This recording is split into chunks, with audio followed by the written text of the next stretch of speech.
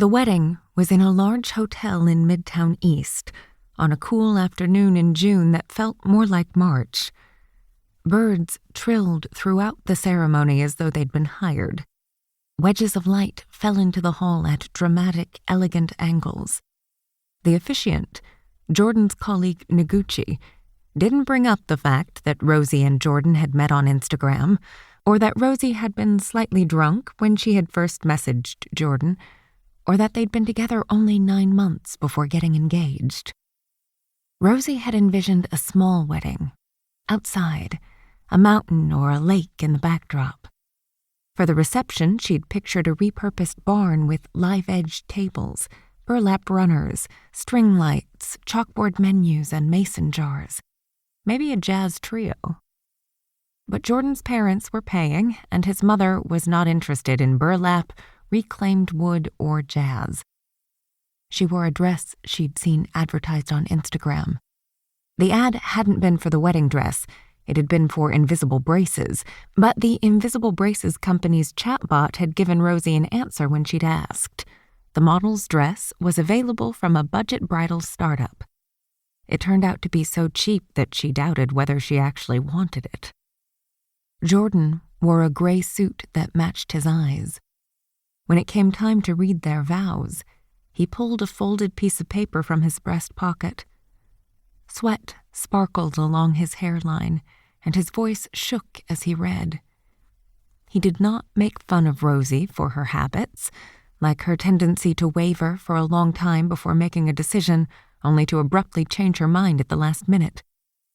Instead, he described how, when they first started dating, Rosie would stand on his feet while he waited for an Uber back to his apartment, because she didn't want him to leave.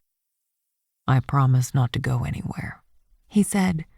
"You will never have to step on my feet again." The audience laughed at this, but Rosie knew he was being sincere. "You are the bravest person I know," he continued. "You asked me to teach you how to drive, and 1 week later you were in the front seat of my Tesla, merging onto the Jackie Robinson Parkway. I'd be lying if I said I wasn't terrified, but I was, and am, in awe of your determination." Rosie smiled sheepishly at the audience, which mostly comprised Jordan's family and colleagues.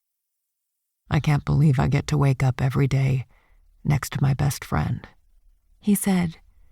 A tear ran quickly down his cheek, and he wiped it away with the back of his hand. "It is impossible to know how to end these vows, and so I vow not to." Rosie was relieved to see her mother seated off to the side, empty seats surrounding her, her misery contained. She was surprised her mother had shown up at all. Her mother claimed that social events gave her headaches. She'd only met Jordan once, for brunch, a few weeks before the wedding, despite living in the same city. Rosie had spent hours picking the restaurant, changing the reservation several times, trying to imagine her mother at each one.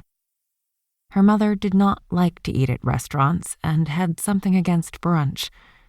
When they sat down, she said the sun was in her eyes, and when they moved inside, she huddled under a sweater.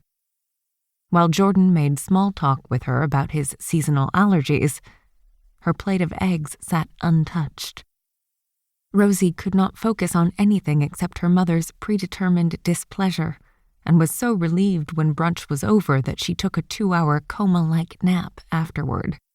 Rosie's father had left Rosie's mother soon after Rosie was born, and her mother had entertained a series of short-lived relationships with men who had no desire to approximate a father for Rosie.